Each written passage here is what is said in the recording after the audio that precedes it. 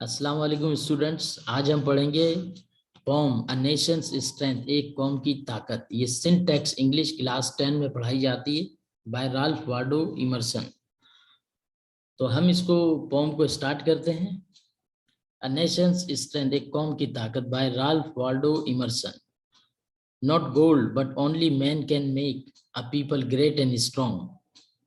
ये दौलत नहीं होती जो किसी कौम को अजीम और मुस्तहकम और ताकतवर बनाती है, बल्कि ये लोग होते हैं उस कौम के जो उसको मजबूत, मुस्तहकम और ताकतवर बनाते हैं। Man who for truth and honour sake stand fast and suffer long.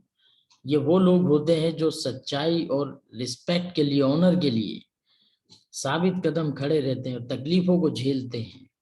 Brave man who work while others sleep. ये वो बहादुर लोग होते हैं उस कौम के जो कि काम करते हैं जबकि सारी दुनिया सो रही होती है। Who dare while others fly, जो कि जुर्रत करते हैं, मुसीबतों का सामना करते हैं जबकि दूसरे भाग जाते हैं उन सिचुएशंस में।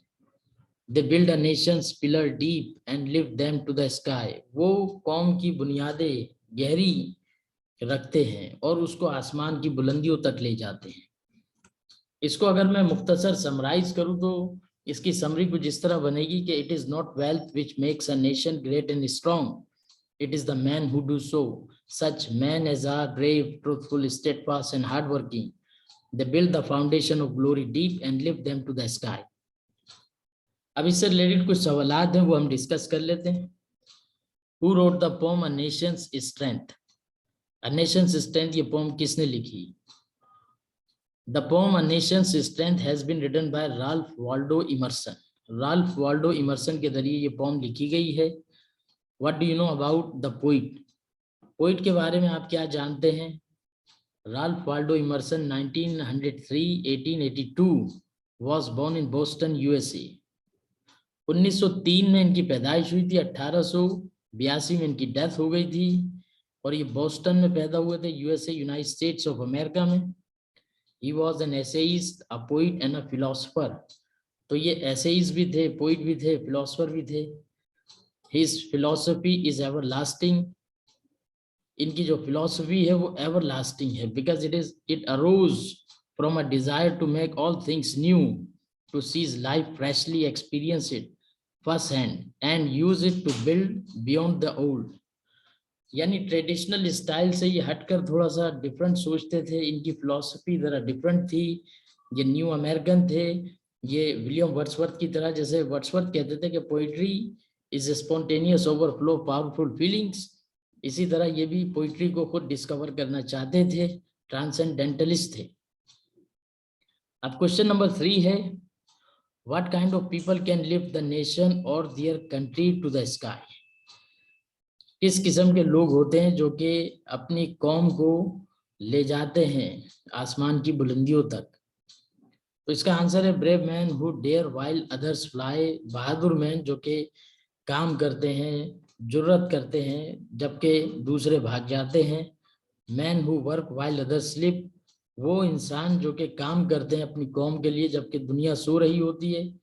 Man who for truth and honour sake stand fast and suffer long, जो कि ऑनर के लिए साबित कदम खड़े रहते हैं और मुसीबतों का सामना करते हैं, उनका मर्दाना वार करते हैं।